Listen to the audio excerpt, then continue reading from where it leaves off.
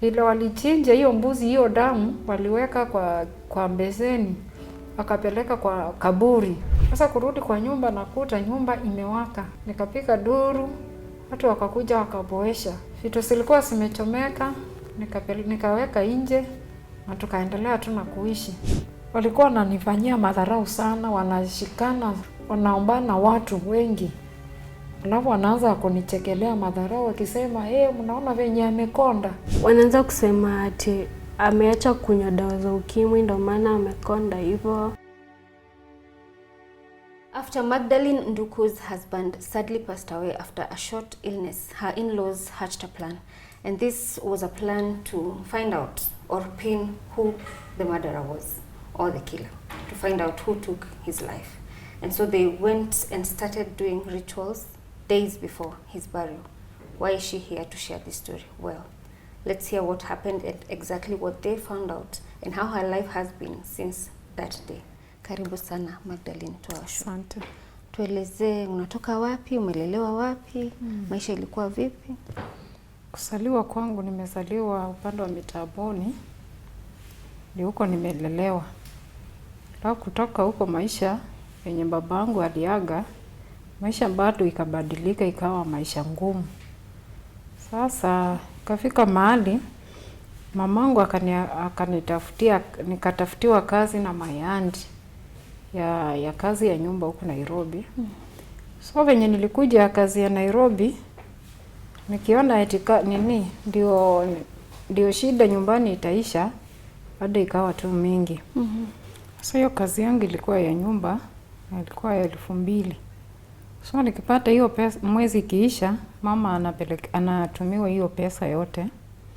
Alafu nikafanya, nilifanya miaka 2. Alafu nikapata mimba, nikarudi nyumbani. Sasa vile nirudi nyumbani, sasa mama akatuacha sasa ndio akuje sasa Nairobi afanye kazi. Sasa venye mama alikuja Nairobi, alitusaidia siku chache. Alafu akapotea. Sasa kutoka pale sasa nikawa ni mimi na watoto ndugu zangu sasa. So ukisema amepotea unamaanisha? Namaanisha aliacha kutusaidia. Na akaenda tu. Akaishia tu Nairobi. So sasa venye niliacha na ndugu zangu, sasa nikawa ni mimi mama, ni mimi baba wako shule. Sasa nikangangana tu kuwalea, nikangangana na ngoli zangu. Wakawa anawasaidia kwenda shule kuwalipia fees. Sasa ikafika mahali mtoto kijana ndugu yangu mdogo kafanya class 8. Sasa form 1 anatarajia aingie. Sasa venye alimaliza kidato ya 8, mama alimtumana akuje Nairobi. Sasa venye walikuja akaenda Kitui. Saa hiyo sasa mama ameoleka mahali pengine Kitui. Sasa penye walienda wakakaa kidogo wakarudi Nairobi. Wakati wa kurudi shule hataki kijana arudi nyumbani. Sasa hapo Mayagola akaingililia. Akakuja akachukua huyo kijana akamrudisha nyumbani na akampeleka shule. So sasa venye hiyo mambo nikaona bado inaendelea tu na kuniumiza roho. Nikaona afadhali nioleke. Sasa kuoleka nikaona hapo nitakuwa nikisaidia hao ndugu zangu nikiwa huko. So unaolewa na ule kijana alikupatia mimba? Ni mwingine. Sasa vile nilifikiria kuoleka, ndio mambo ilienda hivyo, nikaoleka. Sasa kuoleka nikawa ninasaidia hao ndugu zangu, kiwa ni chakula huko nimepewa kidogo na ngawa, napika kidogo ile ingine na wapelekea. Sasa ikaendelea hivyo, nikaona bado hiyo shida iishi. Juu saa hii inaendelea na kuongezeka juu sasa nyumba iko karibu kuanguka. Sasa nikaona njikase sasa mimi. Nitafute mbuzi, alafu niite mama. Nimwambie niko na sherehe arudi nyumbani. Sasa mama hapo alikubali, angekataa. Sasa venye wakati ilifika wakupeleka sasa mbuzi ama hiyo sherehe, ilifika nikapelekea mama hiyo mbuzi, Alafu tukamwambia tukishamaliza sherehe nikamwambia sasa aishi nyumbani, akae nyumbani sasa alishe hizo mbuzi. Sasa hapo ndio mama sasa alirudi nyumbani akakaa na watoto wake. Alafu mimi nikaenda sasa kwangu. Sasa kukaa kwangu nikaona nimtafutie tena mabati ya kuja ajenge ka kioski au akijisaidia. Katafuta mabati na mlango na kadirisha nikampelekea. Alafu akajenga. Alafu hapo sasa akainuka. Hata akawa ni mimi sasa wa kunisaidia. Alafu kule mimi nilikuwa sasa niko saa hiyo nimeoleka huko. Mzee hakukuwa kazi. Alikuwa tu analima shamba. Chenye ametoa hapo anauza. Alafu tukikaa miaka. Saa hiyo niko na watoto sasa nimeongeza mwingine wa pili. Akapata kazi Kitengera ya mijengo. So venye sasa alienda kazi mijengo. Sasa hapo tulikaa mzuri. Lakini akafika mahali akabadilika. Akakuwa mtu wa kukunywa pombe. Hata hizi miraa anakula.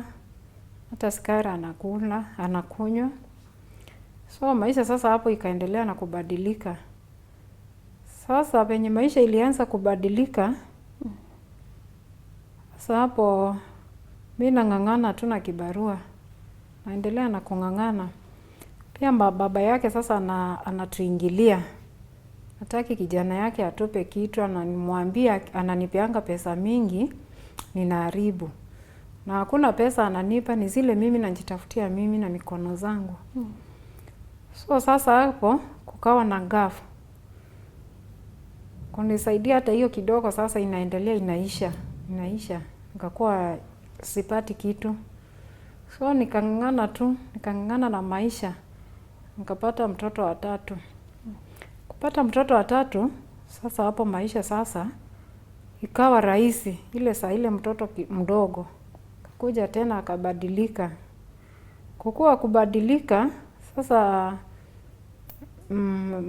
brother zake na mabibi. Sasa wakatuingililia pia. Sasa kutuingililia, ikawa sasa ni kufurukana sasa. Ni kurudi kwetu na kurudi. Ikawa tu ni kwenda kurudi. Nikienda kwetu narudi. Sasa ikafika mahali mimi, nikaona hii maisha ya kwenda na kurudi imenishinda. Na hiyo miaka nilikuwa nayo, si ya kuwa kwa barabara. Sasa nikaona imefika mwisho sasa. Sasa kufika mwisho venye nilifikiria hivyo, hata yeye alikuwa amefika mwisho wa kulea. Juu fees ilikuwa kwake shida. Kafika mahali akaniambia anitaki kwake, afumue mzuri, asinikuta. Nikamwambia ni sawa, hutanikuta kwa sababu ukiwa ufumui vizuri juu yangu, nitakupea nafasi ufumue mzuri.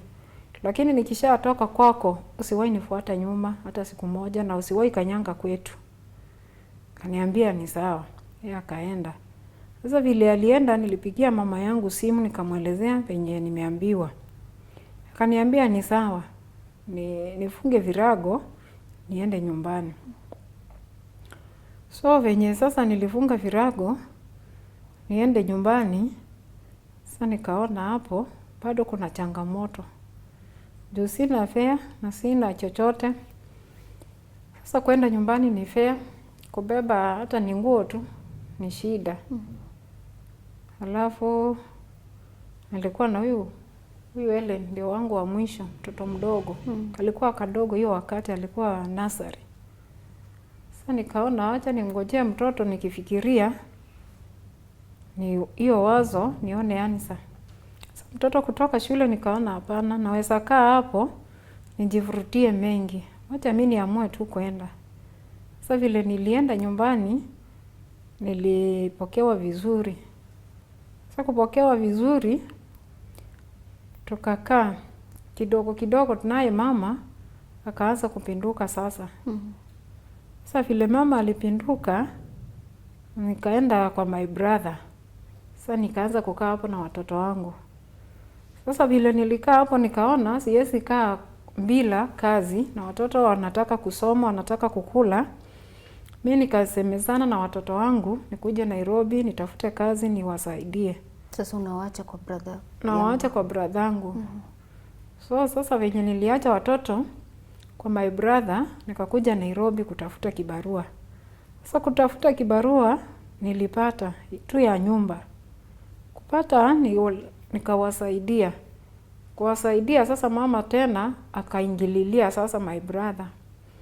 Kaanza kuniongelelea mambo ya watoto ya uongo. Mara tunapika kwa nyumba yake na kuni. Na tumeharibu nyumba yake. Sasa hapo mama huyo bradhangu akanipikia simu akaniambia ameambiwa ni watoto wangu wameharibu nyumba yake, tunafaa kutoka kwa nyumba tuende mahali pengine. Nikamwambia sawa. Sasa kwa nyumba yenye watoto aliniambia walipewa na mama, akanipikia simu akaniambia mama, nyumba yenye tumepewa na mama ni ile ilikuwa ya mbuzi na iko na vidudu zinauma. Alafu inanuka makojo.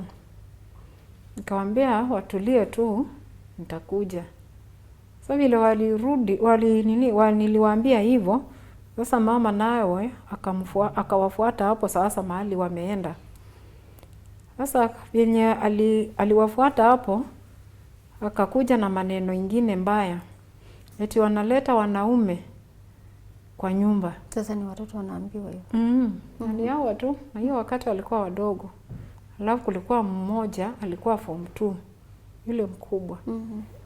Sasa hapo sasa mama akaendelea na kuwadhulumu. Huyo mkubwa akaniambia mama, hapa maisha imenishinda mimi na nitajinyonga. Nikamwambia hapana. Hiyo wazo sifikirie tena, acha nikuje. Sasa hapo venye sasa maisha nimeona huyu mtoto mahali hiyo wazo imekuja, acha niende nyumbani. Nikaomba ruhusa, nikaenda nyumbani. Sasa kwenda nyumbani nilikuwa nimeomba ya siku 3, niende na nirudi kazi. So venye sasa nilienda nyumbani nikakuta watoto. Sasa mama mwenye alikuwa anadhulumu watoto sikuongea na yeye, nilifika nikaingia mahali kuna watoto na tukaendelea na kukaa. Siku ya kwanza, siku ya pili nikaona ni kama alikuwa ametumana venye sasa huyo kijana ndugu yangu ananifuata vile alikuja, nilielewa nikaa alikuwa ametumwa. Sasa akakuja akaniuliza kwa nini mtoto hakuenda shule? Kamwambia hiyo sio haja yako ya mtoto kwenda shule. Nenda ungangane na familia yako na wachane na hii yangu. Kaniambia aje sasa umenijibu aje? Nikamwambia nimekujibu hivyo. Nenda ushughulike na maisha ya kwako, wachana na hii yangu. Akaniambia unaongeanga vibaya. Nikamwambia mimi si kuongea vibaya. Nimeongea hivyo na nimekuambia hivyo. Na siku moja mtaniuliza uzee. Sasa hapo ndio mama aliinuka. Akaniuliza we ng'ombe, ulizwe uzee kama kwa hii mboma kama nani? Wewe nani kwa hii mboma ndio ulizwe? Nikauliza mama, mimi si kuongea na wewe, nimeongea na ndugu yangu. Sasa hii maneno ingine imetoka wapi? Sasa hapo ndio nikaanza kulia. Nikamwambia basi ikiwa hapa kwako mimi nimekuwa ng'ombe na ng'ombe nimemaliza nyazi hapa kwako. Mahali nitaenda nikutane na nyazi hapo ndio nitatulia. Nikanyamaza. Sasa kunyamaza hiyo niliomba, nyumba ilikuwa ya babu yetu. Walikuwa wameaga. Ndio nilienda nikaomba mayango hiyo nyumba. Nikahamia huko. Na yeye akaenda kwao sasa mama. Kaenda kusema maneno ya uongo eti nimemtusi. Sasa kurudi kwa nyumba hakunikuta kwa compound yake. Alikuta nimehama. Sasa vile nilihama nikaenda nikaambia ngoo mkubwa chenye kimefanya nihame. Nikamwambia mama, nilikuwa naongea na ndugu yangu lakini mama ameingililia na akaongea mambo ingine mbaya. So mimi sitaki kukaa huko, nimehama. Akaniambia ni sawa, hata mahali nimeenda niende nikae na amani watoto wangu. Nikamwambia sawa. Sasa kukaa naye mama akatoka kwao akakuja kwa ngoo huyu mkubwa sasa mahali nimetoka. Kamwambia nimetoka soko nikakuta fulani amehama. Amehama na sijui amehama kwa nini. Akaulizwa na huyo ngoo, hujui chenye kimefanya ahame? Akasema hajui. Basi akamwambia ameniambia wewe umemuita ng'ombe na umemtusi, ndio akakasirika na unamtenda vibaya, watoto wake ni kama uwataki kwako, ndicho kimefanya ahame. So mahali ameenda usimfuate na mdomo wako, ukalishe mdomo wako kwako. Sasa venye fulani amehama, acha akae huko. Sasa hapa tukakaa, ikawa tu hivyo. Tukakaa kidogo. Sasa hakuna kurudi sasa Nairobi. Sasa maisha hapa imebadilika. Sasa vile tulienda huko, nikaambia watoto waache nirudi siku yenye nilikuwa nimefanyia kazi, nilipwe. Alafu nirudi nyumbani. Nikarudi, nikalipwa, na nikarudi nyumbani. Sasa vile nilirudi nyumbani, nilianza kuuza tu hizi ma chemicals. Sasa kutengeneza hii maomo ya maji na dawa za choo. Nikawa ninasungusha ndoa tu ndoa. Tunapata kitu, maisha inaendelea. So sasa venye mama aliona tunakaa maisha mazuri, sina stress, akanitumia sasa ngoo wa mwisho, yule wa kina baba wa mkuu mdogo. Aanze kunifukuza kwa hiyo sasa nyumba nilikuwa nimeweka nakaa. Sasa nikikaa ndio alikuja huyo angoo akanipa notice. Nitoke kwa nyumba. Sasa vile alinipea notice, mimi nilienda tu kwa huyo angoo nikamuelezea, akaniambia hapana, haiwezekani na hiyo nyumba hata atumia kwa kwake. Kaenda ukae na amani. Nikamwambia sawa. Sasa vile nirudi nikikaa akakuja akaniambia si nilikupea notice. Siku ya notice wakati nilikupea imeisha. So lazima sasa utoke. Mimi nikanyamaza. Sasa vile nilinyamaza, alipanda kwa mabati juu. Kwa hiyo room nilikuwa wamenipea. Nilikuwa nyumba ya room 4 lakini nilikuwa nimepewa room moja. Mimi nilikuwa nimekubali. So room yenye nilikuwa nakaa akapanda juu ya mabati akang'oa hiyo mabati. Akimaliza akaingia kwa hiyo room. Hizo vitu zangu akitupa nje. Sasa vile alitupa nje, kuna auntie yangu. Bado bibi yangu alikuwa ameshaaga. Huyo ango sasa ni bibi yako. Akaniambia hata hakuna shida, enda uchukue vitu zako uingie kwa hii nyumba yangu. Mimi nikachukua vitu nikaingiza kwa nyumba ya auntie, tukaendelea na maisha. Sasa kuendelea na maisha, mtoto mkubwa akamaliza shule form 4. Sasa kumaliza form 4 tukikaa, alikuwa anakaa huku niko anarudi kwa baba yake. Kafika mahali akarudi kwa baba yake. Kurudi kwa baba yake, sasa asubuhi yake nikapikiwa simu nikaambiwa kitu saa 8. Hajaamka na amejifungia huko ndani. Sasa nikaona wacha niende niangalie shida ni nini. Sasa kufika huko nikakuta mtoto alikunywa dawa na akajifungia tu kwa room. Na chupa yenye alitumia hiyo dawa ni hii ya ng'ombe. Hii ya ng'ombe, kupiga ng'ombe chawa. Amesha kunywa hiyo usiku na akaenda akagonga auntie yake. Akamwambia mlikuwa mnataka nikufe kama babu ndio mfurahie. Mimi nimeenda na nimekunywa hiyo sumu. Sasa kujifungia sasa ndio nilishangaa sasa hapo nikaambiwa hajaamka. Sasa nikapata hiyo habari alikunywa sumu. Nikang'ang'ana sasa venye nitashughulika nimpeleke hospitali. Na sikuwa na hela hata. Sasa kupikia baba yake simu, baba yake akakataa akaniambia hawezi toa hata hela. Sasa nikaona sasa hapo wacha chukua hatua nyingine ya niende niambie brother yake mkubwa sasa kitendo chenye kimetendeka. Alafu sasa ndugu yake akampikia simu akamwambia ugonjwa ni mingi, hawaje kuweka mchezo. atume pesa mtoto apelekwe hospitali. Sasa vile mtoto huyu akaambiwa achukue pesa yake, huyu atakuja kumrudishia. Tukatafuta ngari tukampeleka. Sasa kupeleka mtoto ni kama kukua. Tulimpeleka hospitali. Alafu saa hiyo sasa akiongezwa maji, kuna mama alinipeleka huko. Sasa nikielezea daktari ni kama mtoto alikunywa dawa jana ama usiku. Akatuambia hapana, alikunywa jana. Na hiyo masaa yote akakuwa tu bado kwa nyumba. Ndio walipikie sasa simu akidhani amekufa. Sasa wenye huyu alielezea daktari hivyo, sasa tukawekewa kwa ambulance. Tukaletwa Machakos level 4. Sasa hapo ndio mtoto aliendelea tu na kupata nafuu. Akatolewa ni level 4, tukapelekwa kwa ward. Sasa hapo angojee tupate kitanda ya ICU. Hapo alikuwa akiongea kwenye akitoka kwa akitoka kwa level 4 apelekwa kwa ward, hapo alikuwa anaongea. Sasa wakati wa kupelekwa ICU, hiyo asubuhi yake nikienda kumuona ndio aliniitisha maji. Kaenda nikamnunulia maji akakunywa. Sasa vile alikunywa, sasa tukampeleka ICU.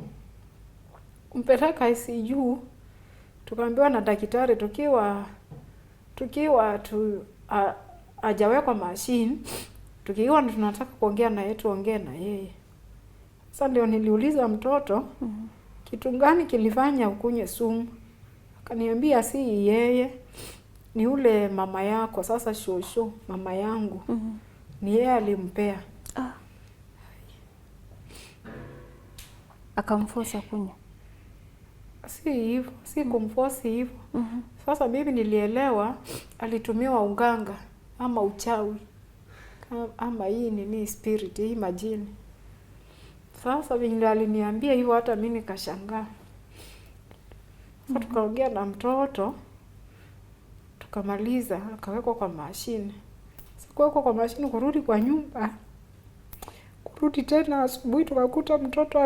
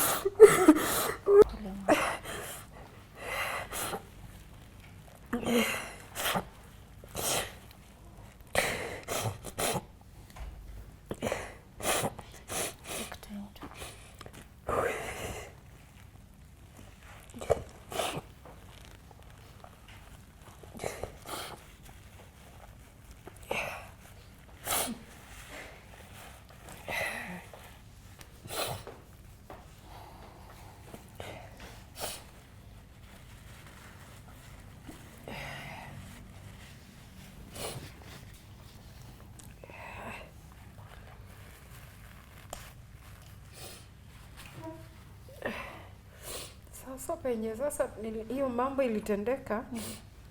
Sasa singerudi kwetu tena. Sasa tulichukua ngari mimi na Andi. Sasa nipeleke hiyo habari ya huyo mtoto wangu mahali kwa baba yao sasa. Sasa kwenda niliwapikia simu. Nikamwambia ninakuja huko aningoje. Sasa huyo kulikuwa mama wa kambo hapo. Sasa kufika huko nikakuta wote wameenda mboma yote, wamefunga simu. Sasa ikabidi sasa tukae tu nje tutafute huyo mama wa kambo. Sasa kumtafuta akaonekana, akaambiwa rudi nyumbani anatakikana. Sasa vile alikuja watu wakaanza kukusanyika. Sasa ndio nikawaelezea sasa chenye kilitendeka. Sasa nilimaliza kuwaambia, sitalala, nitarudi sasa kwetu nishughulike juu ya watoto. Juu walikuwa bado wako mashule. Niwachukue.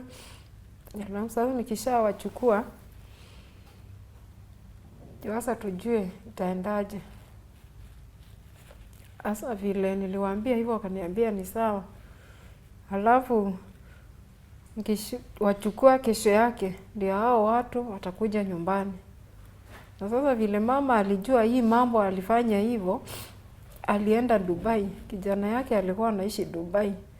Sasa alijua tu setting venye alikuwa ameset yeye hatakuwa, akaenda Dubai.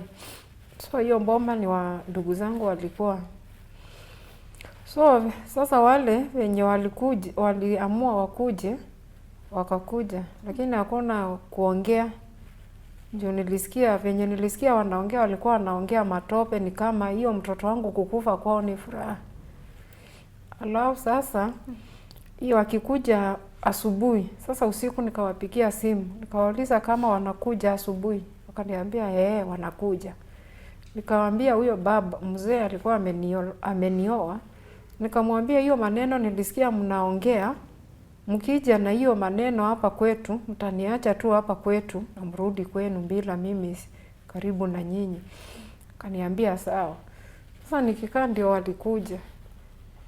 Napokuja hatukuongea kitu, walikuja tu wakasalimiana na wakaelezea sasa jambo ilikuwa imewaleta. Ni watuchukue turudi nyumbani, alafu maneno ile ingine itaongelelewa baadaye. Akaambiwa na wazee wa nyumbani ni sawa. Twende kwanza tumalize maneno. Alafu sasa kurudi huko, nimekubali saa hiyo sasa nirudi huko, ndio hakuna otherwise. Sasa vile nirudi hiyo siku asubuhi yake, kuna kikao. Hao watu walikuwa wamepanga na huyo mzee wangu na mimi hakuniambia. Sasa ni vile niliamka kaniambia ninaitwa huko kwa mama wa kambo. Sasa kwenda nikakuta jamii yote, hata wasichana walikuwa wameoleka wote wako hapo. Sasa nikikaa chini, sasa wananiwekelea sasa midomo. Wananiwekelea midomo. Hata huyo mzee alikuwa amenioa, akawaambia hata mimi nilikuwa namwambia ni fulani bibi ya ndugu yake ni yeye anaroga watoto wangu. Sasa wakaongea vitu, mimi nikaona wananiudhi. Nikamwambia hii maneno mnaniongelelea mimi si maneno ya kuniongelelea hata saa hii na ninalia. Ikiwa mmemaliza chenye mlikuwa mnaongea kiko na maana, mimi niachilieni mimi niende. Na nikaamka nikaenda kwangu. Sasa kwenda huko, sasa nikaanza sasa kujua vyenye masisi itakuwa. Sasa hapo penye niliinuka hao wakakasirika. Wakaniachia kila kitu yote. Alafu huyo mzee vile nilienda kwetu, hakuna chama, venye niliachia kutoa pesa. Hakuna chama ilikuwa hapo. Lakini uzuri nikienda kwetu mimi niliingia kwa chama. Sasa kupanga sasa masishi program ilikuwa mimi peke yangu tu. Watu wa mboma hakuna, ni mimi tu. Lakini nikang'ang'ana. Nikapanga tu mazishi mzuri. Watu wa kwetu wenye nilikuwa naenda na wao chama wakanisaidia, wakanishika mkono, tukashikana. Sasa vile tulishikana, hiyo ilikuwa mazishi ya Friday. Vile tulishikana hiyo Friday, Saturday, Sunday, Monday. Sasa ikawa tena ni kufurukana tena. Sijui ikawa kufurukana. Sasa mzee hataki hata kuniona. Hataki kuniona hata. Alafu sasa msichana wangu akamkuta anaongea na kijana tu amekutana wanaongea wanasalimiana. Sasa hapo ndio akaona ameshikiwa sasa. Akakuja na hiyo maneno ya ati amekuta msichana akiwa na kijana kwa barabara. Sasa matusi yakawa ni mingi. Sasa akaniambia hata hao wengine atawapanga mbele yao mwenye alisika. Sasa nikaona changamoto sasa mingi. Hiyo usiku hatukulala kwa nyumba, tulilala nje. Sasa tukaendelea tu nikivumilia, nikaambia ndugu zake. Sasa nikiambia ndugu zake ni kama kwao ni furaha.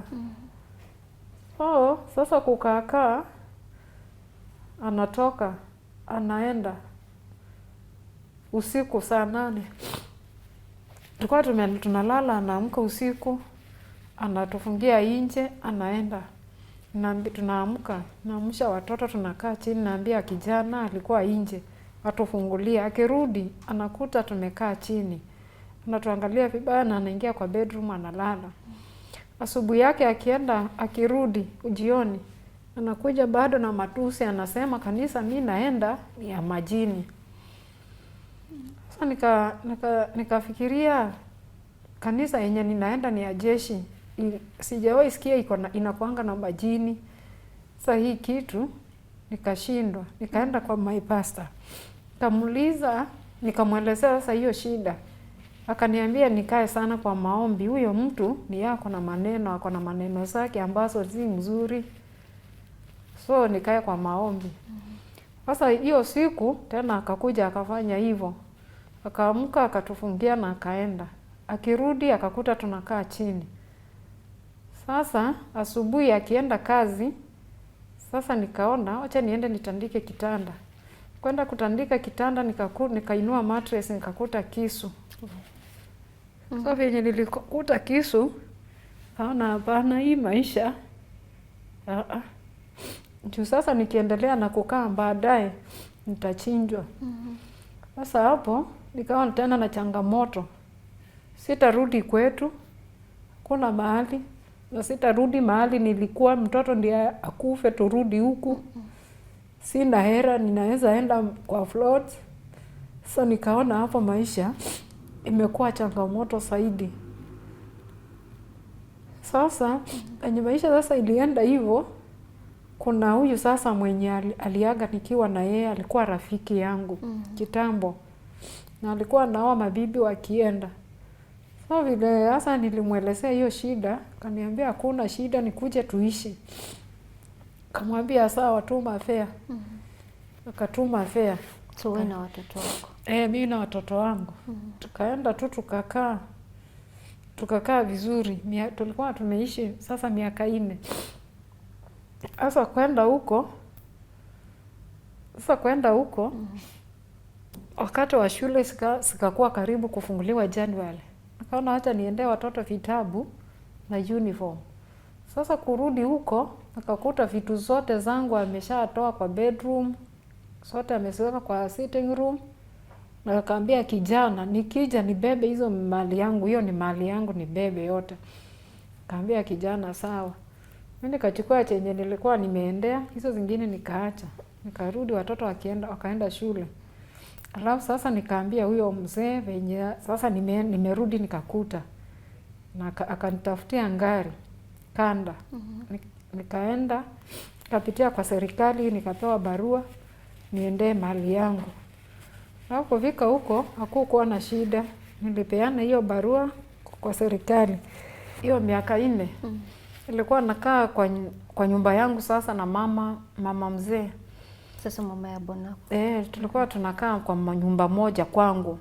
Tunashare chakula, chai, kila kitu yote, alafu anaenda kulala kwake. Na hapo mlikuwa tuna amani, tulikuwa tunaishi vizuri. Hata mtoto mdogo wangu huyu alikuwa anaishi na huyo shosho, walikuwa wanalala pamoja.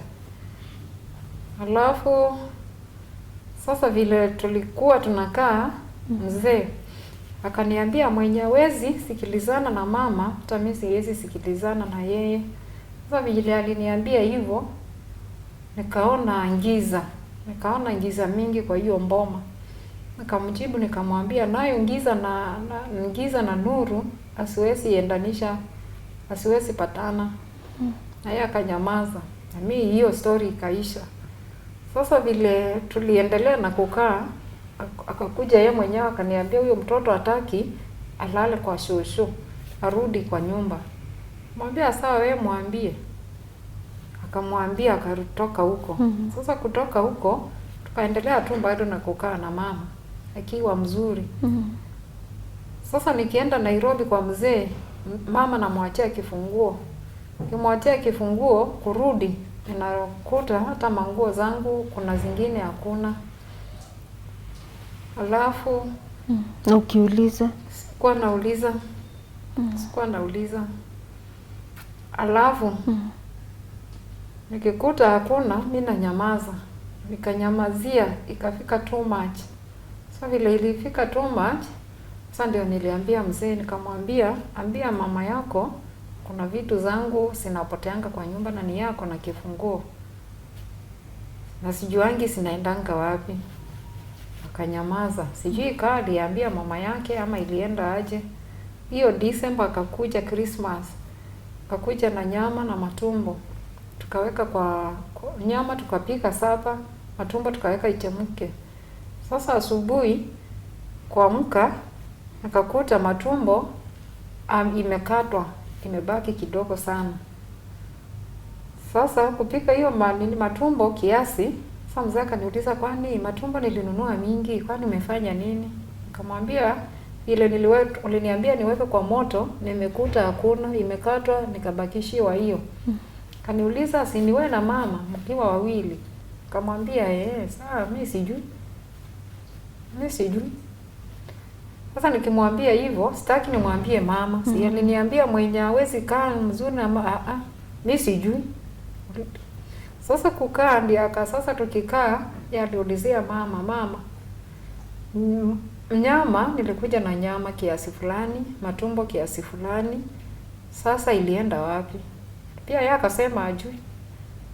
Sasa vile alisema ajui, akaambiwa na kijana yake chenye kinafanyika anakiona, hakuna mtu anaenda mbali na hiyo tabia na atachunguza. Sasa vile sasa alimwambia hivyo, sasa mama akaanza kupinduka sasa.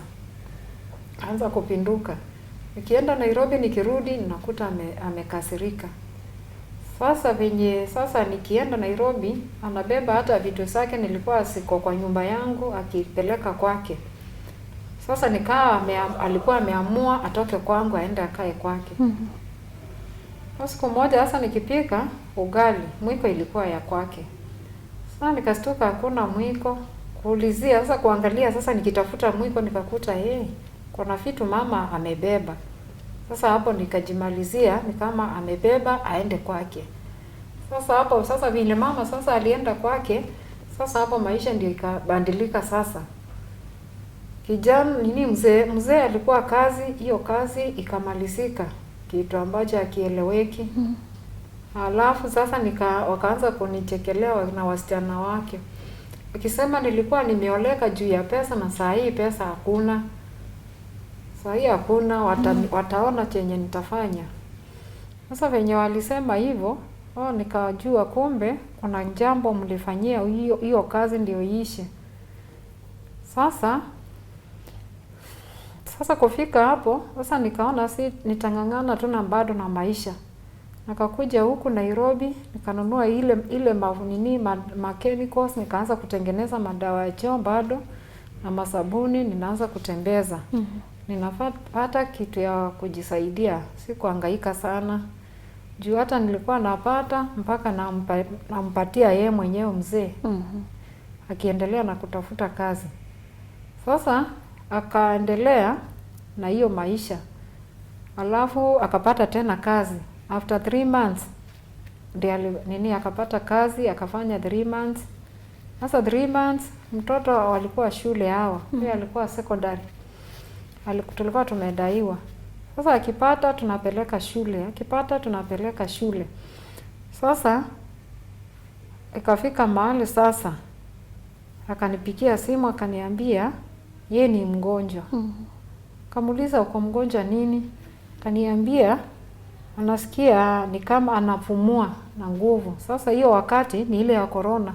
Sasa kusikia tu corona hiyo 2020 ndio alinipigia simu akaniambia ako Kilimanjaro na anajisikia yeye mgonjwa. Nikamuuliza na umeenda hospitali? Umepimwa hiyo corona? Hana. Basi sawa, nikamwambia tujisukume na hizo madawa tuone. Sasa akajisukuma na hizo madawa after 3 days. Gari zikaanza kukwama. Gari yake ikaanza kukwama. Sasa nikamwambia tungangana, at least ufike Nairobi. Alingangana akafika tu Nairobi. Kisha afika Nairobi hiyo gari kuenda kutolewa mizigo yenye alikuwa amebeba, sasa hapo ikawa changamoto. Kufikiwa kwake ukawa ngumu sana. Kaniambia bado ninang'ang'ana tu kwa laini. Akamwambia basi ikiwa unang'ang'ana nenda utafute kitu hata ikiwa ni kauji ukunywe. Kaniambia sawa, akaenda kwa hoteli akanunua uji glasi moja, akakunywa nusu. Akashindikana hiyo ingine. Sasa kurudi huko akakuta bado. Wakang'ang'ana tu, akafikiwa akatolewa. Sasa penye sasa hiyo machine ilitoa hizo mizigo yake, ndio achukue hiyo gari apeleke kwa arudishe hapa Sili kwa bosi yake. Sasa bado hapo ikawa changamoto. Sasa kurudi huko nikawa mwili inamshinda. Sasa hapo kung'ang'ana, akapikiwa simu akaambiwa nyumba yake imeibiwa. Nikamwambia usirudi kwa nyumba, wewe peleka gari na utafute means. Juu gari hakuna gari inatembea kwa barabara, ufike kwa ushago. Sasa akaniambia sawa.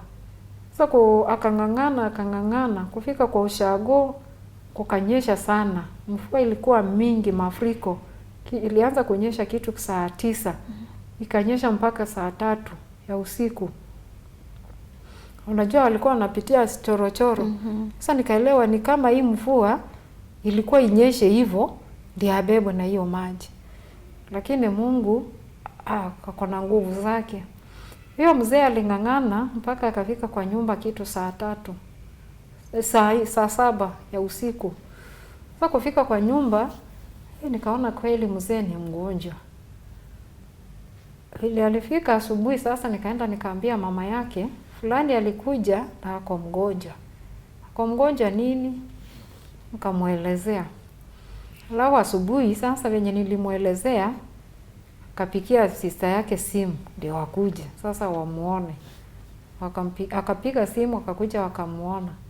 Sasa kumuona alikuwa anakataa kwenda hospitali. Nikang'ang'ana na yeye nikampeleka hospitali akakubali. Sasa kumpeleka hospitali Kangundo, tulikuwa tunaenda, ninaambiwa nimpeleke kwa kipimo, nikipeleka hiyo kipimo haitoki haraka, usiku inaingia tunarudi nyumbani. Sasa nikamfanya hivyo 3 days.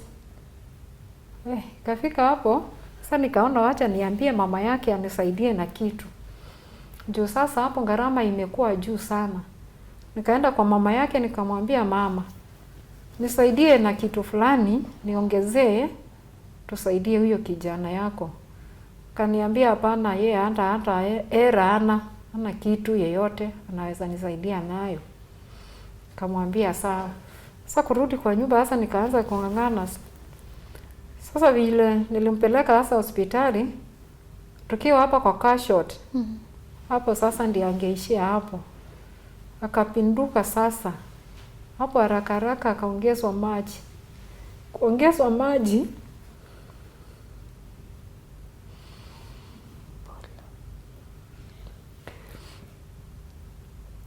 sasa maji ya kwanza ikaisha, ya pili hiyo familia yao wakaingia wote mahali alikuwa amelazwa. Sasa kuingia mimi sikuona chenye wanamsaidia nayo, lakini furaha kwao, niliona furaha kwao mingi. Sasa hiyo mafaidi ya pili ikiisha ndio alipelekwa kwa ward. Sasa kupelekwa kwa ward sasa hapo ndio sasa alienda akaongezewa hewa. Sasa kuongezewa hewa mimi nikarudi nyumbani ndio nikuja asubuhi. Sasa kukuja asubuhi nikakuta mzee wangu ameaga.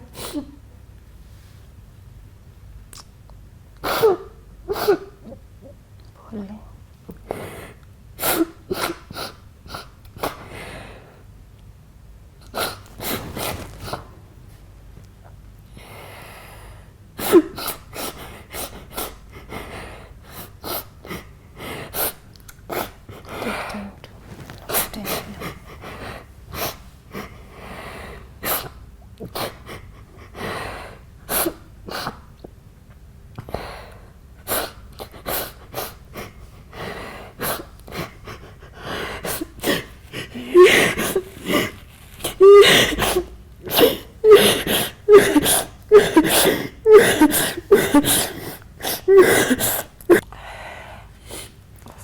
nilikuta ameaga, sikumkuta kwa kitanda, nilimkuta amepelekwa mochari.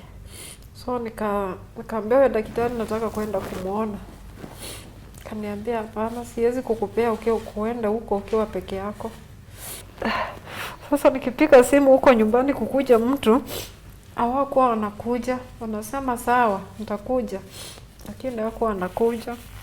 Nenda tu huko kwa barabara nikatafuta mtu. Mtu simjui, nikamuelezea shida yangu, akakubali, akakuja akanisindikisha, nikaenda mpaka kumuona huko mochari. Sasa kwenda kumuona mochari, kuta ni ukweli ameaga. Nikatoka. Sasa nikikusanya vitu sasa ndio niende nyumbani. Sister yake ndio walikuja sasa wakiwa na furaha mingi sana. Sasa ile nilienda nyumbani, wao wakaingia. Sasa ni venye nilikuwa naambiwa na daktari nikisharudi huko. Sasa nikurudi kumwangalia tena. Sasa kurudi huko kwa daktari, nikaulizwa na daktari, kwani hii mwili yako, kwani hii mwili yenu, kwani iko na watu wangapi? Nikamuuliza kwa nini. Kaniambia wakati nilitoka huko kuna watu wasichana waliingia na wazee. Walisema ni sister ya huyu marehemu. Basi nikamwambia sasa kifo ya huyu mzee kwao imekuwa furaha. Juu nilikuwa nahangaika na huyo mzee wangu nikiwa peke yangu. Hata nyinyi mliona tu nilikuwa peke yangu. So sasa chenye nitafanya, ninaona nataka nifunge hiyo mwili. Hata wakija wasifauli chenye wanataka. Hiyo mwili nikafunga na ikawa tu hivyo. Ukisema kufunga unamaanisha? Hiyo namaanisha hakuna mtu anaweza enda pengine alipe wachukue wakazika bila wewe kujua. Okay. Sasa hiyo ndio inamaanisha kufunga hiyo mwili. Na hiyo mafaili wasipewe na ikuwe hivyo. Alafu sasa venye sasa nilifanya hivyo, nilikuwa nimepewa 3 days ya mazishi, siku 3.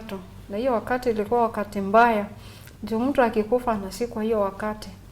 Lakini daktari akaniambia kwa sababu ya heshima zangu watanipea siku 3 twende tupange mazishi ya mzee.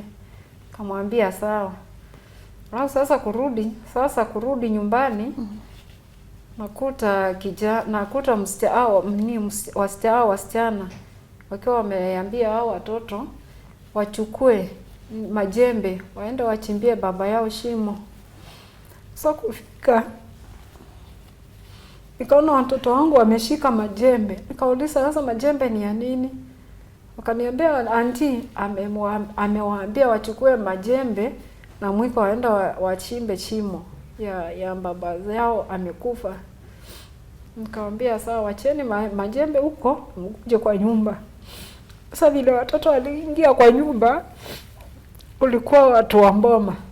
Sasa nikawaelezea tumepewa siku 3 tutengeneze mazishi. Sasa msichana hapo aibu ikamuingia. Sasa hapo hakuongea chochote. Sasa wakaniambia sawa. Sasa mazishi ikaendelea sasa. Kutengenezwa, watu wanakuja pole, lakini hiyo pole ilikuwa inapelekewa mama. Mama ndiye alikuwa anasema ni yeye amefiwa, mtoto wake ndiye yeye amekufa. So pole ilikuwa inaenda kwa mama huyo mama yake.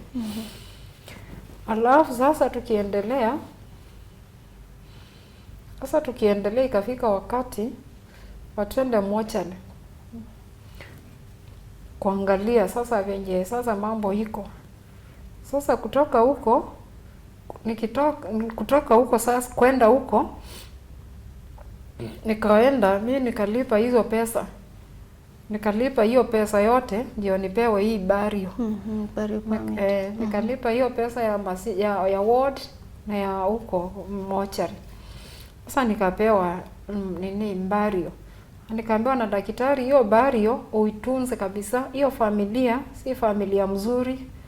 Wasishike hiyo bario. Kawaambia sawa. Mimi nikapewa hiyo bario. Sasa nikawa niko sawa nikiwa nyumbani.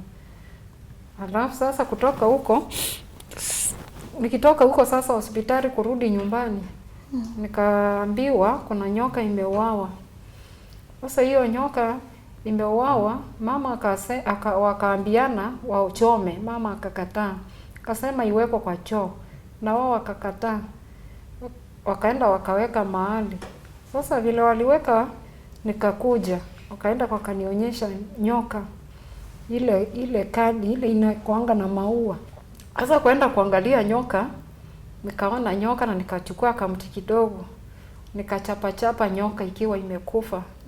Nikaongea na hiyo nyoka, nikamuulizia nyoka, kwa nini unatusumbua hiyo wakati wote, na mimi si wangiza, na mimi sina deni na wewe, nini unatuuliza? Siku yako ni leo. Sasa vile nilimwosema siku yako ni leo, ikaanza kutoa damu. Sasa vile ilianza kutoa damu, nikatoa na nikaweka kwa hapo chini, na nikaweka majani tuichome. Sasa kuichoma haikuwa inachomeka, ilikuwa inakataa kuchomeka. Nikaambia huyu mtoto, huyu mdogo, huyu Helen, asimame hapo mahali kuna hiyo nyoka, nirudi kwa nyumba ndio nitoe kiatu nilikuwa nimevaa kirefu nivaa ya chini. Nikaenda na nikarudi. Sasa vile nilirudi nikakuta bado nyoka injaiva. Nikachukua makaratasi na magunia nikawekelea juu. Alafu huyo mama walikuwa wanasunguka mahali tunachomea hiyo nyoka. Hawakuwa na amani, walikuwa wanatusunguka. Sasa hapo vile niliongezea magunia na makaratasi, sasa nikaambia hiyo nyoka lazima leo uishe. Leo siku yako imeisha ya giza.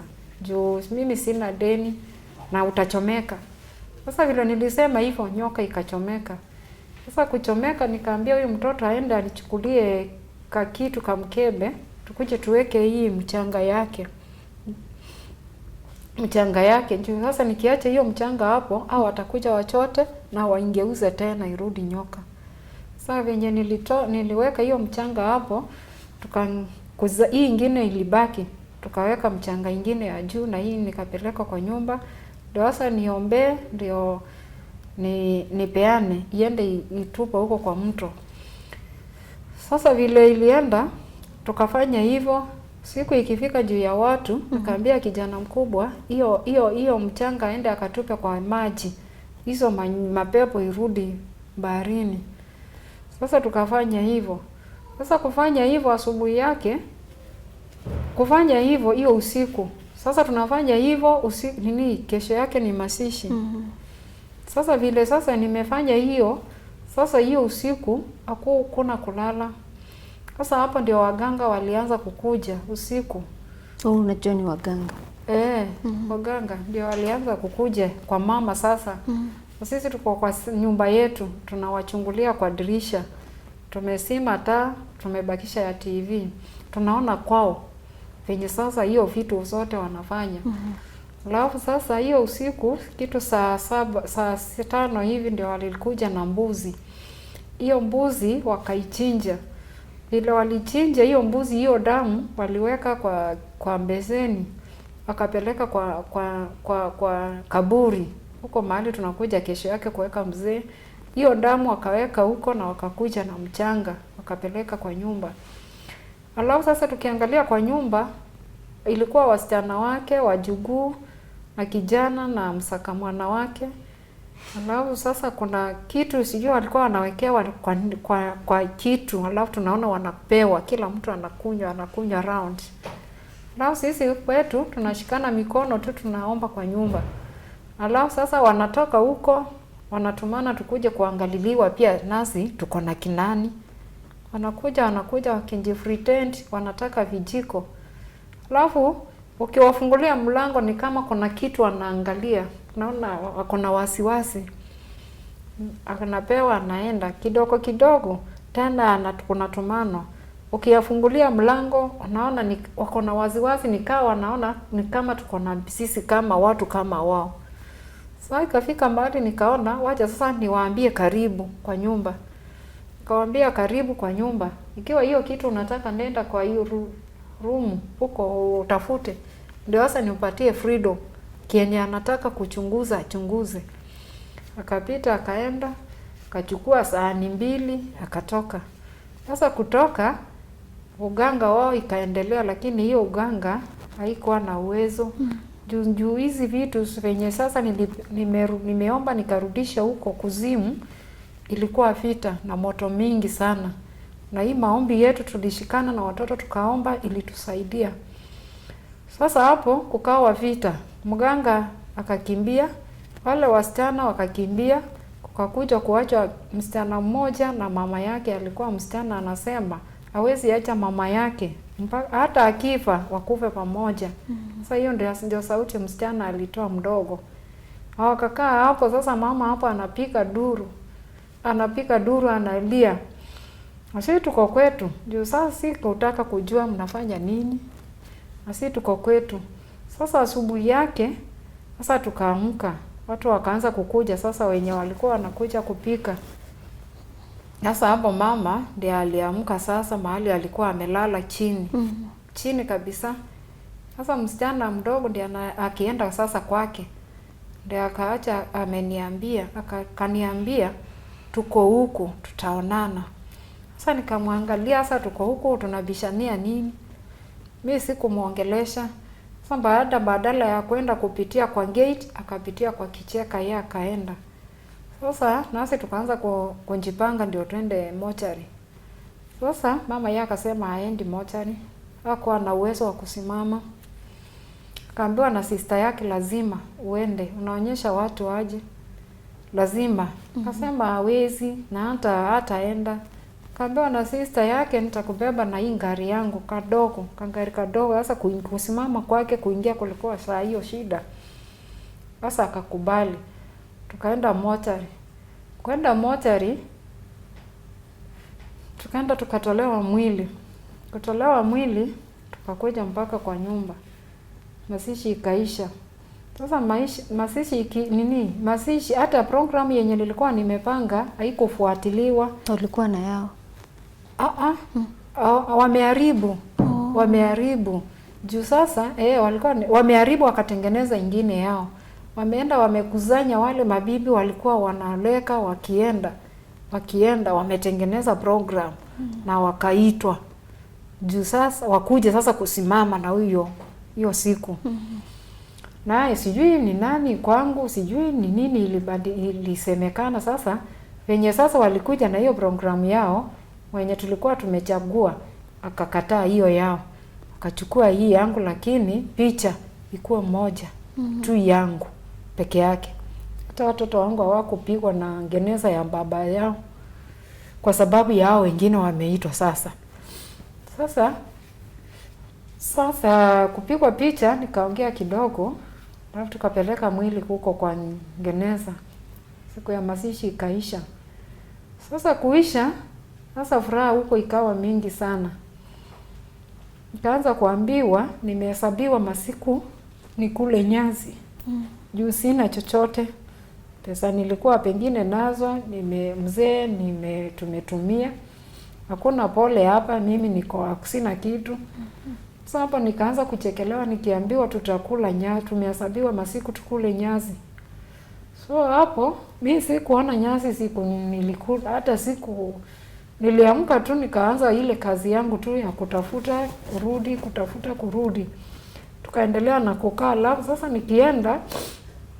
nikienda wanakimbia, msichana mmoja anakimbia kwa hao watoto, ndio walikuwa wawili kwa nyumba. Nikitoka anakimbia. Akienda kwa nyumba, hao watoto huyu mkubwa Emily ananipigia simu ananiambia auntie amekuja na matunda 2, machungwa 2 na unga ya ngano. Ametuambia tukule machungwa kitambo nirudi. Tukule. Nikaambia watoto hapana, msikule.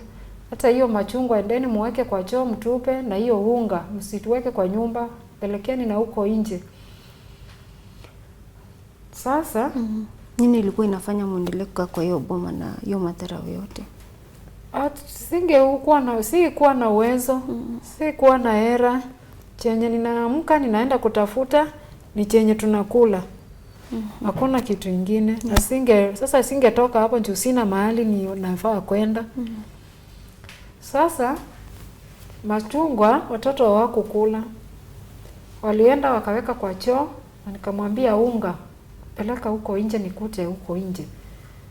Sasa nikirudi kwa nyumba, watoto hawakuwa wamekula hiyo machungwa, walikuwa wametupa. Hiyo unga nikaitia tu jirani. Juu kuna jirani alikuwa na shida. Nikamwelezea, nikamwambia si unajua huko vita senye iko hii Mboma. Kaniambia hii munga imeletwa na fulani na sitaki nitumie. Ukitaka unaweza beba. Kaniambia sawa, hata ikiwa wamekuwa wamefanyia kitu mbaya, iwezi nishika juu sisi wewe. Nikamwambia sawa, beba unga. Sasa kubeba unga, kijana huyo mzee alienda akapika na familia yake, wote wakakonjeka karibu wakufe. Alafu mimi sikumwambia chochote, nilikaa sana. Hata unga ya uji ilikuwa inakuja kuombwa kwangu, nipeane waende wapikiwe uji. Ikafika mahali tu wakapona. Watoto na bibi wakapona, ikaacha huyo mzee. Mzee akaendelea tu na ugonjwa, ikafika mahali akapona. Sasa kupona ndiye alikuja sasa kwangu, sasa tukaanza story wenye walikonjeka. Sasa nikamwambia, unajua hiyo unga si tungekula tungekufa. Sasa hiyo ndio iliwadhuru hiyo unga. Lakini Mungu ni mwema. Sasa hiyo ikaisha. Sasa ikiisha, juu sasa hatukufi, tukauziwa, wakaanza juu sasa hatukufi, wanataka ile ID ya mzee na hiyo burial. Alafu sasa nikapelekwa kwa kesi. Tukakaa chini. Mama akasema anataka hiyo burial na ID ya kijana yake. Sasa hapo tuligesi, tukaongea, mimi nikashinda. Akaambiwa na chief, hiyo vitu sinafaa kuwa na bibi yake. Akaulizwa, wewe si ni wewe yatima? Bibi, vitu za mzee wako siko wapi? Ni mimi niko nazo. Akaambiwa basi hizi siko na mwenyewe na siko mahali sinafaa. Sasa hiyo kesi ikaisha. Akaambiwa hizo vitu asiwahi taja tena na asitake tena. Sasa kesi ikaisha. Sasa kesi ikiisha, hata hakuna kurelax. Siku 2, siku ya 3 ameuza shamba. Nikaambiwa. Sasa vile aliuza shamba, mwenye alinunua, nikaenda kwake nikamuulizia sasa juu sitaenda huko. Akanielezea vizuri venye kimefanyika. Yeye ameuziwa shamba na amenunua, amelipa nusu. Nikamwambia basi hiyo shamba nimeuziwa mbai makosa, hiyo shamba ni yangu. Na kuna vitu sinapoteanga hapo. Pia hizo vitu utanilipa. Akastuka. Sasa vile alistuka, kaniambia na sasa nifanye nini? Na nimepeana pesa. Nikamwambia pesa umepeana asitapotea, mama atakupea kwake. Hata akikuuzia 10,000 nini akikuuzia 1,000,000, mimi siwezi dai kitu huko. So usikuwe na shida, atakupea shamba yake. Alafu sasa venye aliniambia hivyo, tukamaliza hivyo, mimi nikaenda. Sasa kwenda wakajua ni Steve akapikiwa na huyo mwenye alikuwa ameuziwa shamba, akamuelezea. Sasa kumuelezea naye chief akatumana kwangu niambiwe balance nikubali nipewe. Nikubali sasa nipewe. Nikamwambia hapa, nikasema hapana, mimi sikuachiwa anything pesa, lakini niliachiwa shamba niwe nikilimia watoto. Ninataka shamba langu. Sasa venye nilimwambia hivyo, sasa asubuhi yake nikachukua hii kitu hatua. Nikaenda kwa DC. Sasa kwenda kwa DC nikawaelezea, alafu ile kitu ya kwanza kesi nilikuwa na maandishi. Nikabeba nikaenda nayo. Juu sasa huyo chief ni yeye alikuwa ameweka muhuri na akasema vitu zangu sisishikwe, hata mashamba zangu, kila kitu yote. Ikiwa hawakushika wakati mzee alikuwa hai, saa hii hawafai kuishika, so hakuna mtu wa kushika. Na ni yeye bado ameshika. Juu ni yeye ameweka stamp shamba iuzwe na pesa isitoke. Sasa vile nilifika kwa DC nikapea hiyo maandishi nikapeana. Sasa vile nilipeana hiyo maandishi DC akasema, akaisoma. Na kaniambia huyu ndio alikuwa kwa hii case. Nikamwambia sawa, acha enda hapo nje nitakuita. Sasa hapo akakupigia huyo chief simu akamwambia kuja haraka. Sasa vile alikuja haraka akanikuta.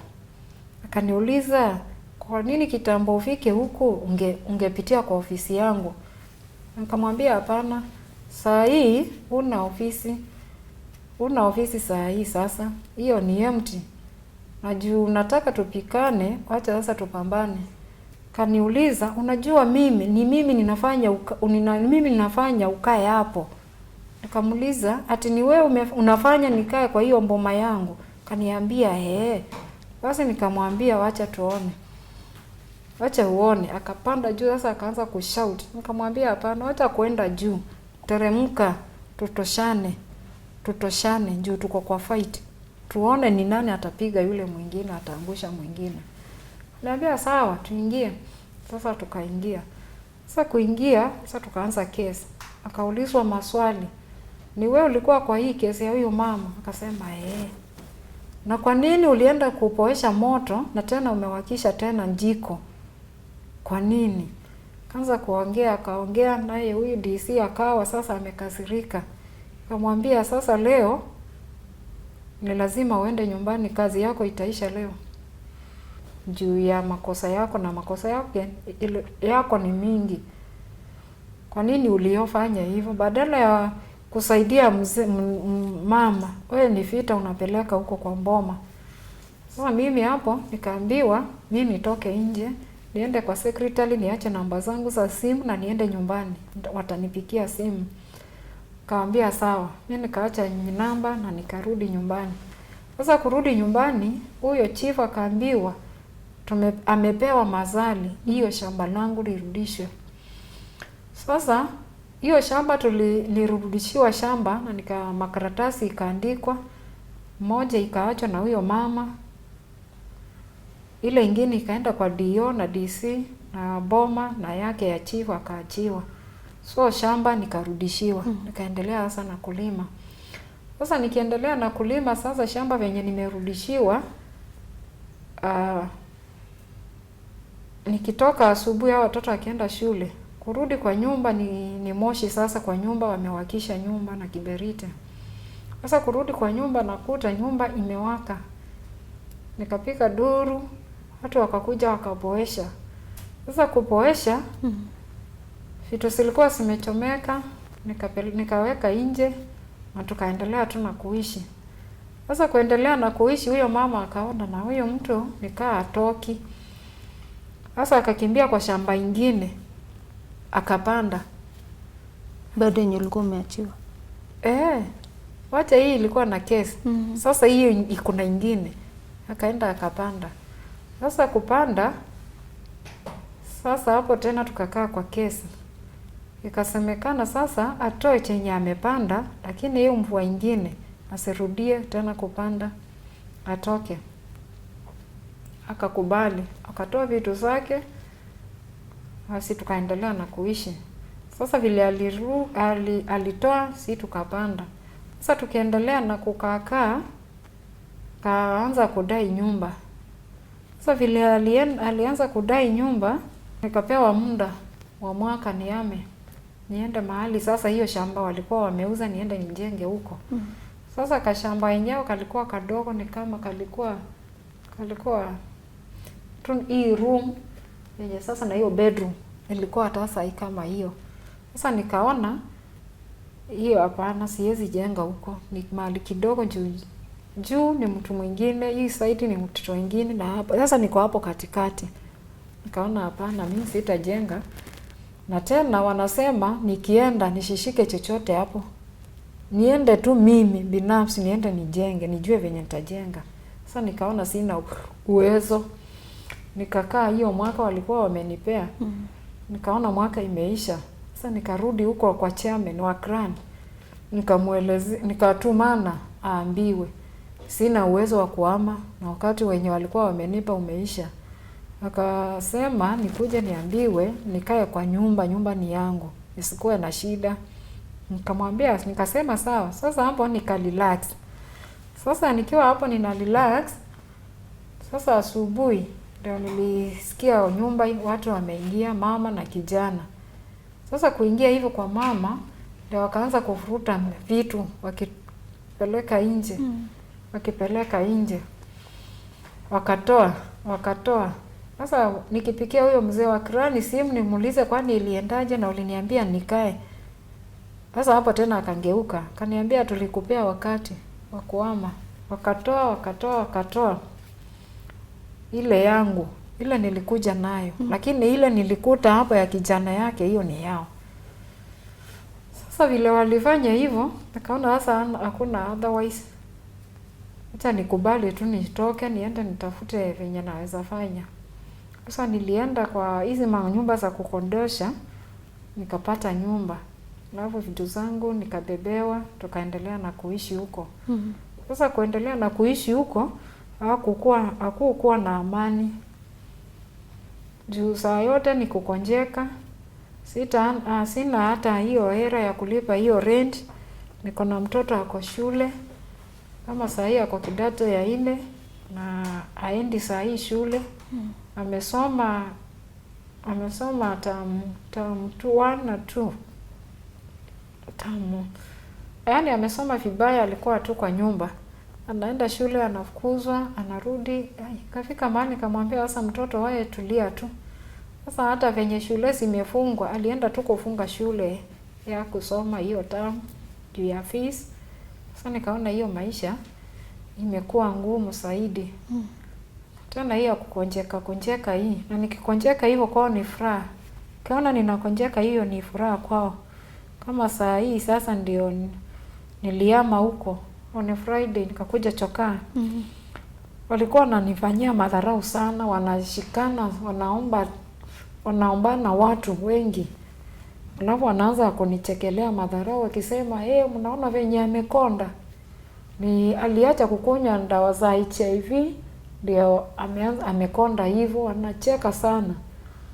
Sasa venye hapo nikikaa hivyo na hizo madharau zote, nikaona mtu mwingine, nikamwelezea shida zangu. Akanipea nyumba hapa Chokaa. Okay. Sasa tulihamia on Friday. Sasa tuko hapo Chokaa tu. Na wewe na watoto wako wawili?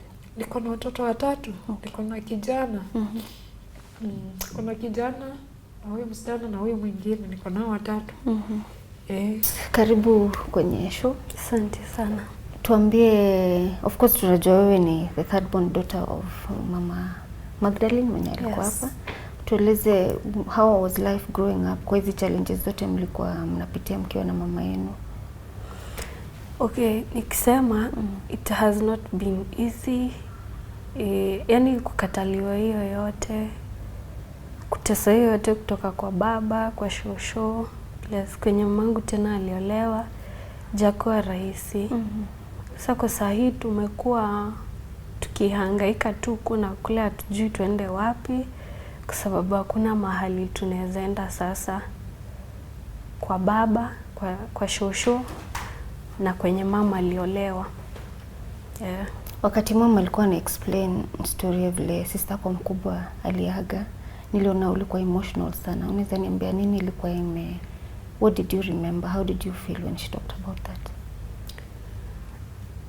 Naweza sema ilitu hit sana. Juu ilikaa ni kama ilikuwa huzuni kwetu, lakini kwa wengine ni kama furaha. Juu mtu hawezi kunywa dawa alafu badala mtu ameonyesha sign kama amekunywa dawa fuatwe hiyo saa aokolewe, watu wanamwacha ni kama wanataka tu akufe.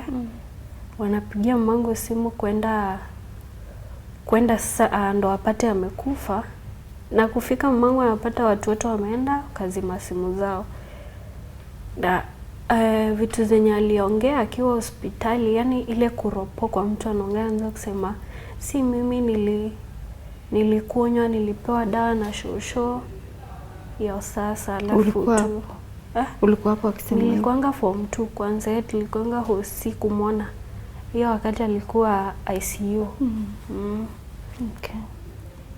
So life ilikuwaje vile mlihamia kwa malio mama aliolewa? Watu walikuwa na watritaje? Kwanza tukienda huko walikuwa wazuri sana, wanatutreat vizuri. Hatujaiona sani yote ya kutuchukia. Sasa sijui vile kulienda, wakaanza kubadilika.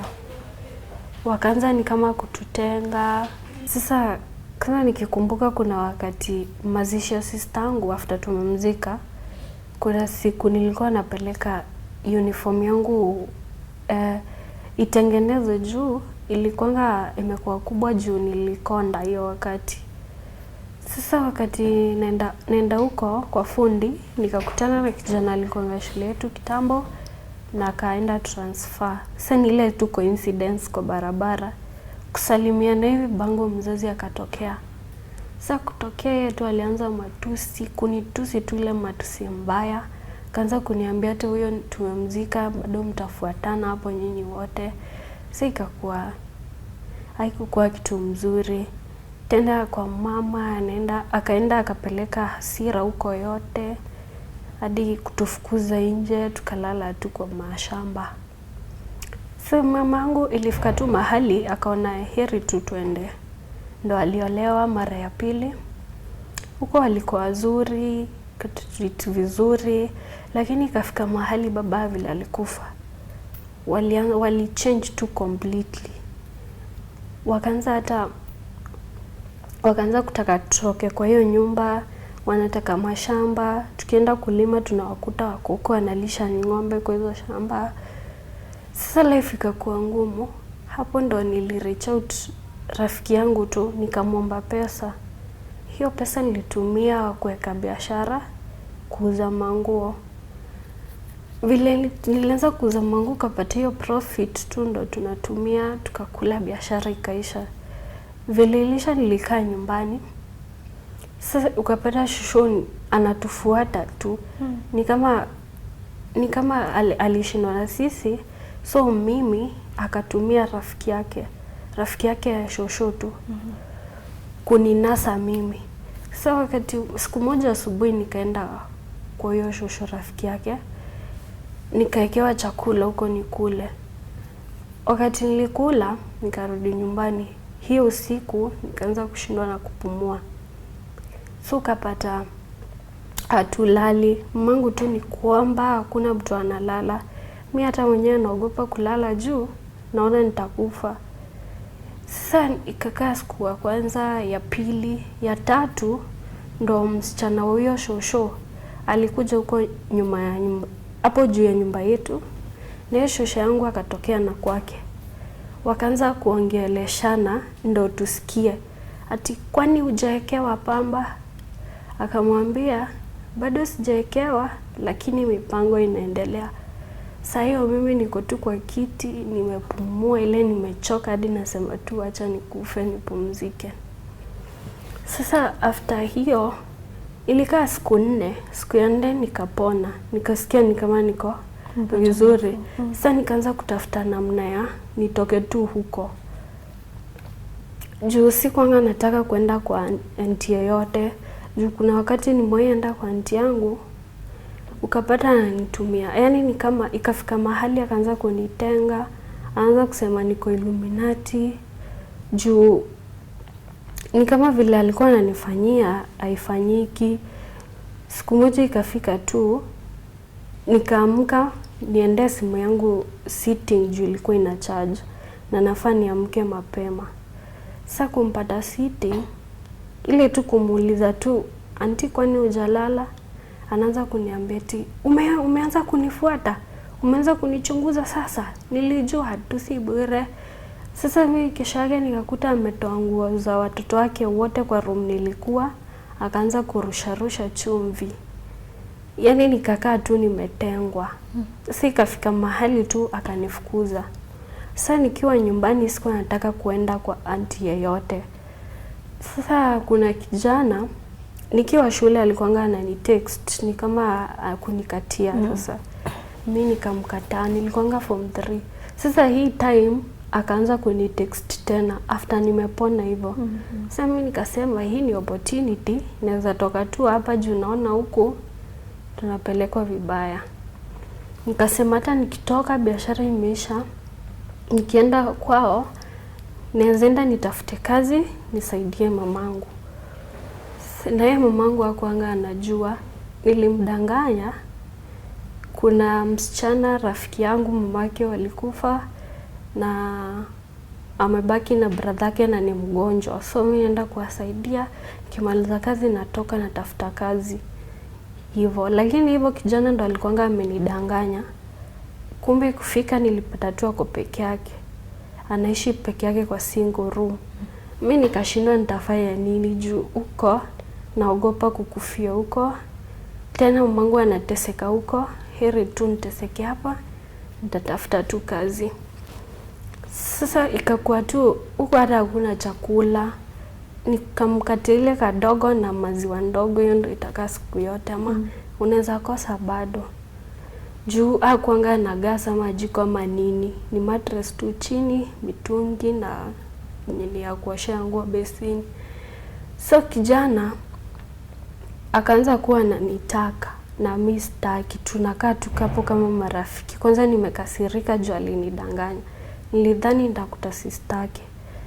Sasa akangoja mpaka wakati nilipata kazi kwa Safaricom, hii ya kuuza lines na kuupdate zile line lete nilikuwa na updateiwa. Akaanza kuniambia ati wewe toka uende kwenu, niko na msichana anataka kuja hapa. Sasa nikamuuliza madharau ni ya nini wakati sikuwa na kazi, ungeniambia niende. Wakati nimepata unaanza kuniambia nitoke niende. Mimi nikanyamaza tu, nikavumia, nikafanya kazi, nikatumia mama pesa. Sasa ikakuja ikakuwa worse. Hataki kuona hata nikishika simu yangu na chat na mtu. Anachukua simu yangu nikataka kuvunja nini. Sasa mimi siku moja tu nikatoka. Nikakutana na msichana tukaongeleshana, simjui. Ikakuwa ni kama coincidence. Alikuwa anatafuta, kuna mtu alikuwa amemwambia mtafutie msichana wa kazi. Sasa hapo mimi hata sikumwambia natoka. Nilitoka tu na nikaenda akakuta siko. Na hivyo ndo tuliachananga. Sasa kwa huyo mama nilienda, akakuwa pia yeye ananitumia vibaya, makelele kila saa. Yaani ikakuwa tu ananipea stress mingi. Mimi nikatoka tu, lakini nilikaa sana kama mwaka hivi na nikatoka. Kasaidia mamangu. Sasa huko nyumbani nayo mambo ikakuwa mingi. Mamangu akachomewa nyumba, wakatupwa nje. Sasa tulikuanga tunaishi kwa rent house. Sasa hapo maisha imekuwa ngumu. Mamangu ni kupewa tu stress. Yaani hata akiwa tu hapo kwa rent house bado hapewi amani. Shosho anakuja na wamama wengine wanakaa opposite na penye tunaishi. Wanaanza kumchekelea. Wanaanza kusema ati ameacha kunywa dawa za ukimwi ndio maana amekonda hivyo. Yaani mambo ikakuwa tu mingi, tukalemewa pia na rent. Hapo ndo mamangu pia aliongea na rafiki yake. Tukapewa mahali tukahamia. Even ulinicall last Friday. Okay. So hapo ndo mko. Hapo ndo tuko choka. Tuko tu hapo jaribu kutafuta kazi. At least niwasaidie lakini sipati. Saizi mtu akisema anaweza taka kukusupport. Unaweza taka kusupport kwa njia gani? Mimi napenda biashara sana. Nikapata pesa naweza anzisha biashara yangu, kuuza manguo, viatu. Hivyo na pia kama mtu anaweza kuwa na kazi yenye anaweza fanya tu, anaweza nipea. Au chagui kazi? Sichagui kazi. Okay. Unaweza peana namba yako mtu akitaka kusupport pia akusupport kwa hiyo namba? Namba yangu ni 0746 55 61 59. Inaleta jina gani? Mary Chalo. Okay. Thank you Mary. Saizi kuna kazi yote unapata chakula, survive aje hapo mbali unakaa? Sasa hapo ninapikianga tu marafiki zangu simu wenye wananijua. Wananitafutianga tu chakula. Chenye nimepata najipanga tunayo. Kwa mwenye anaangalia story yako saizi na ningependa maybe kukusupport kubadilisha maisha yako, ungesema unaweza taka kusaidiwa aje na Wakenya? Sasa sijui anaweza nisaidia nacho mahali pa kuishi. Hata saa hii mimi nikikufa sina mahali pa kusikwa, hata watoto wangu hawana mahali hata wanaweza sikwa, hata hakuna chochote. Alafu mahali pa kukaa nikiwa sina stress na fisi ya watoto, alafu maisha inasonga. Alafu mimi naweza fanya, nikipata pesa naweza jiwekea, naweza jiajiri mimi mwenyewe, naweza jiwekea kazi nijisukume. Okay. Kwa hao wenyewe wangependa kukusupport, utakupata kwa namba gani? Angalia kama useme namba yako. 07 96 68 57 96. Na jina? Jina inaleta Magdalene Nduku. Okay. Kwanza sana pole kwa yale ambayo umepitia. Umedhulumiwa sana na umekuwa betrayed na watu wengi ambao wali supposed kukuprotect na hawakufanya hivyo. Pole sana kwa yale ambayo umepitia. Umedhulumiwa sana na umekuwa betrayed na watu wengi. Na wamekuhurt, wale ambao wangekuwa supposed kukuprotect hawakufanya vile. So pole sana kwa yale ambayo umepitia, na matumaini yetu ni kwamba Wakenya watashikana waweze kuwa support wewe na watoto wako watatu ili muweze kuishi maisha bila stress. There you have it. That has been the story of Magdalene Nduku. Are you there and you willing to support her, help her transform her life and build herself up once again for herself and her children? Please reach out to her through the number that you shall put on the pinned comment, and we shall always be grateful for supporting our guests. Thank you so much for staying with us till the end of the show. My name is Yvonne Kaira. See you next time.